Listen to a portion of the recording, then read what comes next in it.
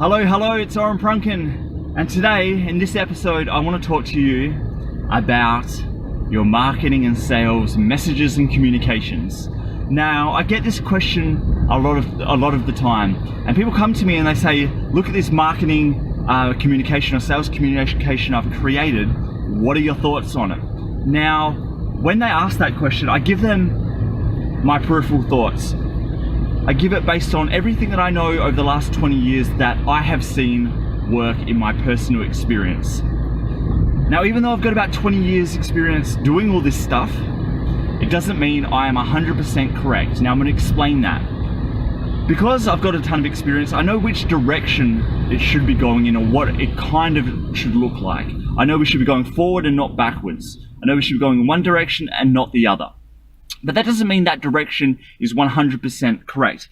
If you're looking at a compass, for example, it's kind of like taking out your compass and looking north and then walking north. It's not actually true north. You might be a few degrees off from where you're going. Plus, it's not true north. You're looking at a map. Your eyesight lining up with physical terrain may not actually line up correctly. So either way, when you combine all those factors, you're not going the actual direction you want to be. You're going to be a few degrees off where you would like to go. And this is the same with marketing. You place all your experience of what you think your very first version of a sales and marketing communication should be, and then you actually need to go out and put it into the market and test with real prospects and customers. My opinion, even though I've got a lot of experience in this, does not matter beyond that. Your opinion does not matter beyond that. Your business partners, your friends, your family, all of their opinions of how pretty it looks does not matter. I get this all the time, right, with people's business cards and websites. None of that matters. The prettiness of it does not matter in your opinion or any of your friends, family, business partners, or myself opinion. The reason being, the only opinion you need to listen to is your prospects and customers. If you put it out there, put a communication out there, and you're going to be putting quite a few different communications out there, the only thing that matters is if that person takes action. I've talked about the acronym AIDA from E. St. Elmo Lewis. Attention, interest, desire, and action. It's that last part.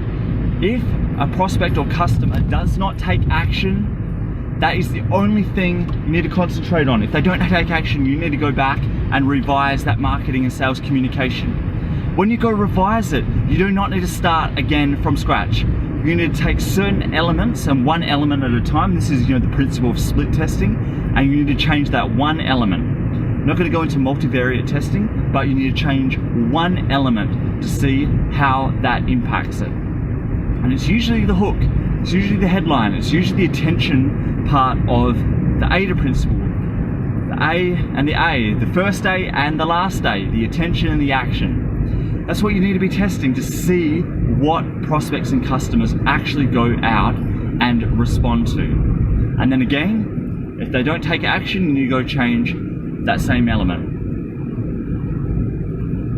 And then you need to keep going and changing until they take the required action that you are looking for. Opinions do not matter. They do, but it's not yours. It's only prospects and customers. So what I want you to take out of this lesson is when you're going out and creating marketing material, sales communication, something that you're putting out into the market, you should be going to someone that has a lot of experience and asking them what they think will work. And if you've got a lot of experience, put your best foot forward.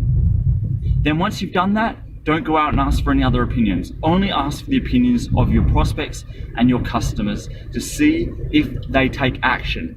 Now, a very subtle and important point is you do not ask them what they think. You ask them to take action, and their actions will show you what they think. It's a very subtle distinction.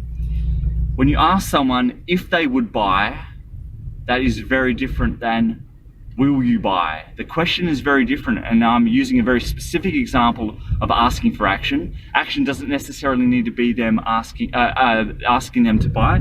It could be asking them to do something else within that journey to go purchase.